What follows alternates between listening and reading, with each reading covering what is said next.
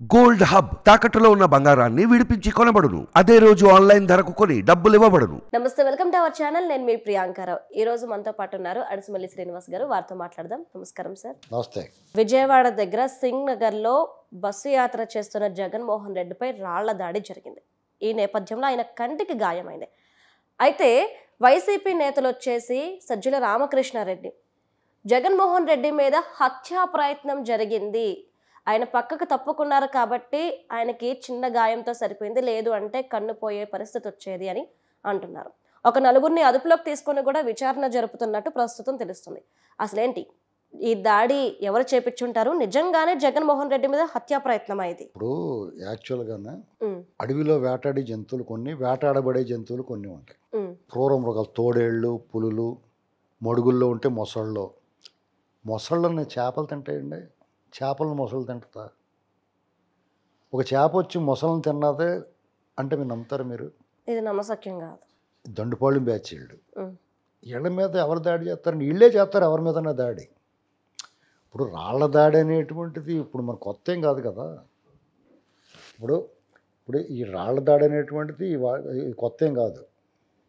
ఇదంతా కూడా ఫస్ట్ నుంచి ఇప్పుడు చూడండి, మీకు అంగళ్ళలో చంద్రబాబు నాయుడు గారి మీద రాళ్ల వర్షం కురిసింది. అంతకుముందు ఎర్రగొండపాలెంలో ఇలాగే అనపర్తి వెళ్ళినప్పుడు లోకేష్ గారి మీద పాదయాత్రను, పవన్ కళ్యాణ్ గారి మీద ఇది పెద్ద విచిత్రంగా చెప్తున్నారు. కానీ వీళ్ళు అసలు ఇది అలవాటుగా అభ్యాసం అయిపోయింది కదా వీళ్ళది. ఎన్నిసార్లు చేశారు వాళ్ళు? అసలు చంద్రబాబు నాయుడు గారు అమరావతి పర్యటనప్పుడు చెప్పులు రాళ్ళు గెరేశారు. అప్పుడు ఏమన్నాడు ఆ డీజీపీ? సమంగం అతని పేరేం పేరు? సమంగ. అతను ఏమన్నాడు? ప్రజాస్వామ్యంలో భావ ప్రకటన స్వేచ్ఛ లాంటి మాటలు మాట్లాడాడు. అప్పుడు ఒక వరుస అంటే ఎర్రగొండపాలెంలోను అంగళ్ళలోను రాళ్ళు గెరేసినప్పుడు, తిరుపతి ఉప ఎన్నికప్పుడు చంద్రబాబు గారు రాళ్ళు గెరేసినప్పుడు కుప్పంలోను వీళ్ళందరూ కొడాలి నాని, పేరు నాని, అతను జోగి రమేష్, ఇలాంటి బ్యాచ్ అంతా ఒక లైన్ దిగారు వరుసపెట్టి. అంబటి రాంబాబు వీళ్ళంతా ఏం చెప్పారు? వీళ్ళే ఎంచుకుని వీళ్ళే చెప్తారు మీ మీద ఎవరేస్తారు వాళ్ళు, ఇలాంటి మాటలు మాట్లాడారు. మరి ఇదే వాళ్ళకి అప్లై అవుద్ది కదా. జగన్మోహన్ రెడ్డి గారు 6 అయితే బయట తిరగట్లేదు, ర్యాంప్ వాక్లు అయితే చేయట్లేదు. నాకు భద్రతా వైఫల్యం, భద్రతా కారణాల వల్ల నేను ర్యాంప్ వాక్ చేయట్లేదు అంటున్నాడు. ఏదో పెద్ద రాక్ స్టార్ లాగానే ఇతను. నువ్వు వద్దురా బాబు, నీ ముఖం చూడలేకపోతున్నావు పారిపోతుంటే జనం, తిరిగి మళ్ళీ నేను ర్యాంప్ వాక్ చేస్తాను అయ్యి అంటున్నాడు. జనమే పారిపోతున్నారు. నీకు ఆనందం తాగినట్టు ముఖం పెట్టినోడు ఎవడు చూస్తాడండి? నీ ముఖం ప్లెజెంట్గా ఉండి చూడబుద్ధి అయ్యాలి ఎవరికన్నా. నువ్వు ఏడు ముఖం పెడితే అంత చందాలు కాదు నేను చెప్పేది. ముఖం ప్లెజెంట్గా పెడతామంటే ఆడు ఎలాగున్నా కానీ మనసు నిర్మలంగా నిష్కల్మషంగా ఉంటే ముఖం తేటగా నిజాయితీగా కనిపిస్తుంది. నీ మనసు అంతా కుళ్ళు పెట్టుకుంటే నీ ముఖంలో ఆనందం సంతోషం ఏం కనపడుతుంది? అతని ముఖం ఏమో ఆనందం తాగినట్టు ఉంటుంది, చూసి వాళ్ళకి ఇంకా బండి ఆనందం తాగినట్టు ఉంటుంది. అందుకని పారిపోతున్నారు. సరే నీ చావు నువ్వు చావు, ఏదో రకంగా పడుతున్నావు, బస్సు దిక్కుండా యాత్ర చేసుకుంటున్నావు, బస్సు కాడికి రోగులని అందరినీ స్ట్రెచ్చర్ మీద ఉన్న బెడ్ మీద ఉన్న వాళ్ళని కూడా తెచ్చుకుంటున్నావు. నువ్వు ఇవన్నీ చూస్తున్నావు, ఇవన్నీ మన కళ్ళ ముందు కనపడుతున్నాయి కదా ఇదంతా.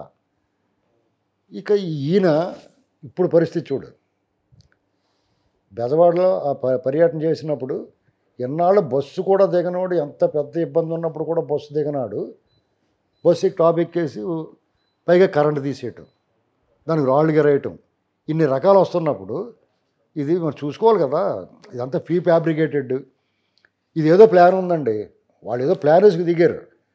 అంటే రాళ్ళు గెరేయటమో లేకపోతే ఏదో ఒకటి చేయటమో ఏదో ప్లాన్ వేసుకున్నారు. అందుకనే ప్లే కార్డులు చంద్రబాబు నాయుడు గారి మీద క్షణాల్లో ఎలాగొస్తాయి చెప్పండి. కనీసం మీకు జిరాక్స్ తీయాలన్న 10 నిమిషాలు పడుతుంది కదా. ఈ ఫోటోలన్నీ అప్లోడ్ చేయాలంటే ఇలాంటివి జరిగినప్పుడు షాక్ తగులుతుంది.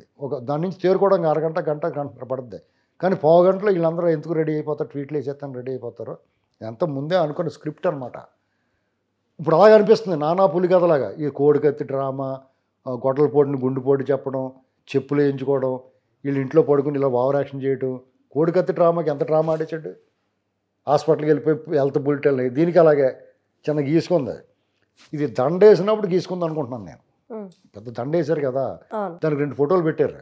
ఆ ఫోటోలు దాన్ని తగలించడానికి బైండింగ్ వైర్లు అడిగే చూస్తే అదేదో గీసుకుని ఉంటాడు, సరిగ్గా చుట్టూ ఉంటాడు అవడం. దాన్ని పెద్ద బస్సులోకి వెళ్ళి ట్రీట్మెంట్, దానికి ఒక 10 మంది డాక్టర్లు ట్రీట్మెంట్ అంటే ఏదైనా పైల్స్ ఆపరేషన్ అయినా చేశారా? కాలు 2 ఇలా చెరుకు పక్కకి కట్టేసి పైల్స్ ఆపరేషన్ చేస్తారా? చెరుకు పక్కకి కట్టేస్తారు, కాలు కట్టేసి పైల్స్ ఆపరేషన్ చేస్తారా? దానికైతే అంతమంది ఏమైనా అవసరమేమో మరి. ఇక్కడ దీనికి కుట్లు వేయడానికి, దీనికి కుట్లు పని ఏంటండి? అది ఇంటికాడ ఏదైనా తెగిపోతే గబక్కన పసుపు అంటించేసుకుంటాము. మీరు పెద్ద సీఎం గారు కాబట్టి దానికి ఏదైనా చిన్న ట్రీట్మెంట్ ఏదన్నా ఒక టేప్ అంటించుకుంటే అయిపోద్ది. నేను అదే సీను వీళ్ళు వంకేడు తెలుసా, ఈయన మీద ఇలాంటి రాళ్ళు వేసారు, రాయి ఎక్కడ నుంచి చూపించండి. విసిరిన రాయి కూడా కనపడుతుంది కదా. నేను చంద్రబాబు గారిని గెలిచారు, రాళ్ళు కనపడినాయి. అలా పవన్ కళ్యాణ్ గారి మీద రాళ్ళు వేసారు, ఆయన పట్టుకున్నారు కూడా, ఇమీడియట్గా పట్టుకున్నారు. ఈ పోలీసులు చేతకాని దద్దమ్మలు ఆయన కూడా ఉన్నవాళ్ళు, ఆయన వెనకాల జడ్ కేటగిరీ సెక్యూరిటీ. అలాగే ఆయనకు ఇప్పుడు 400 మంది పోలీసులతోటి ఆయన సెక్యూరిటీ ఉంది. పోలీసు వాళ్ళందరూ ఆయన పని చేస్తున్నారు.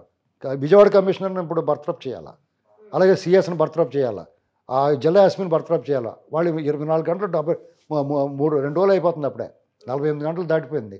ఇప్పుడు వరకు పట్టుకోకుండా 4 అదుపులో తీసుకుని మేము విచారణ చేస్తున్నామంటే నువ్వు పబ్లిక్లో పెట్టవాడు ఎవడో, వాళ్ళు ట్రైనింగ్ ఇస్తున్నావు, నువ్వు ఏం చెప్పాలో.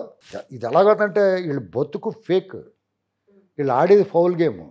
శవాలు కావాలి, శవాల మీద రాజకీయం, శవాల మీద పుట్టిన పార్టీ, శవాలు లేకుండా పార్టీ చేయరు. ఇలాంటి ఫేక్ బతుకులతోటి, ఫేక్ రాజకీయ అసత్య ప్రచారాలతో, అబద్ధ ప్రచారాలతోటి వీళ్ళు బతుకంతా ఇంతే అండి. జనాలకి వెగట వస్తుంది. నువ్వు నీ డ్రామాలు పదే అయ్యే డ్రామాలు అయితే ఎన్నాళ్ళు చూస్తారు మీరు డ్రామా? ఇప్పుడు చూసి సినిమా చూస్తానికి సిరాకు వస్తుంది అందరికీ, ఎంత సూపర్ హిట్ అయినా కానీ. ఇలాంటి ఫ్లాప్ డ్రామా నీ ముఖం ఎవడ చూస్తాడా ఇలాంటివన్నీ చేస్తుంటేనే. ఈ పోలీసు వాళ్ళు ఏమో మన లెటర్లు రాసాడు క్రాంతి రానాట. ఇప్పుడు ఏం చెప్తాడు? తన ఆధ్వర్యంలో సీఎంకే, తన కమిషనరేట్లో ఓ సీఎం మీద దాడి జరిగింది అంటున్నారు. వాళ్ళే చెప్తున్నారు కదా దాడి జరిగిందని. అపధర్మమైనా కానీ సీఎంఏ కదా, మరి దీనికి ఏం సమాధానం చెప్తారు? ముందు పోలీసులు సస్పెండ్ చేసి వాళ్ళందరూ విధుల నుంచి తప్పించి అప్పుడు విచారణ చేయాలి, దర్యాప్తు చేయాలి, ఏం జరిగిందో చెప్పాలి. కడితేసే ఇప్పుడు ఈ దాడి జరిగింది కదా, ఈ వంకెట్టుకుని ఆ కోపంతో చంద్రబాబు గారి మీద వాళ్ళ మీద దాడి చేయొచ్చని, వాళ్ళ మీద దాడి ప్లాన్ చేశారు వీళ్ళు. ఇదిగో ముందే ఇక్కడ ఫేక్ దాడి చూపించి వాళ్ళ మీద దాడి చేస్తారన్నమాట.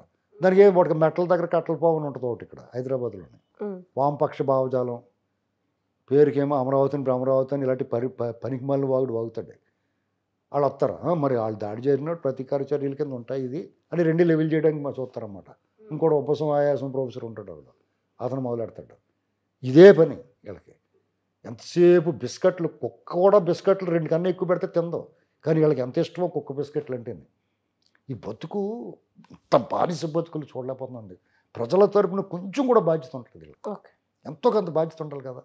నువ్వు తిను, నీకు ఒక స్టేజ్ దాటిన తర్వాత మనిషిగా మాట్లాడాలి, అన్నం కూడా తినాలి కదా, అన్నం తిని మాట్లాడాలి కదా. ఇది పరిస్థితి. ఇదంతా ఫేక్ అండి. అతను ఫౌల్ గేమ్ ఆడతాడు, వీళ్ళు ఫేర్ గేమ్ ఆడాలనుకుంటున్నారు, వీళ్ళు కూడా ఫౌల్ గేమే ఆడాలి. నువ్వు రోమ్లో ఉన్నప్పుడు రోమంలో ఉండాలి అంతే.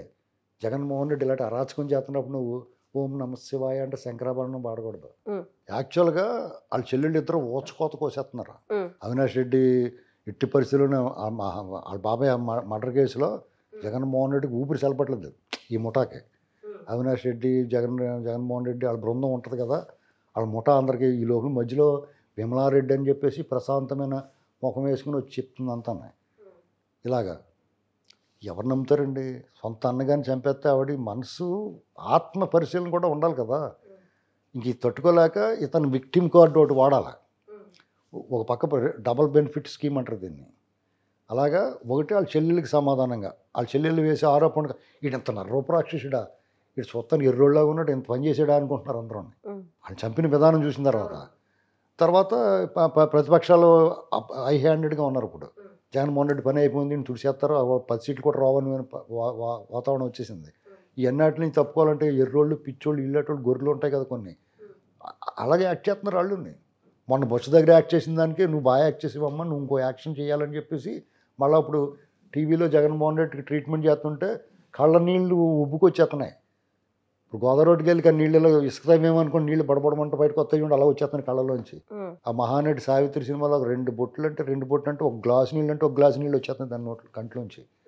ఈ లోపల ఇంకొక ఆవిడ వచ్చి, ఆవిడ మహాప్రతిభత, ఆవిడ మాట్లాడుతుంది, తగలరాని చోట తగిలితే ఏమైపోద్ది, తగలరాని చోట తగిలితే దుకాణం సర్దుకుని బట్టలు సర్దుకుని వెళ్ళిపోతాడు రిజర్వేషన్ లేకుండా.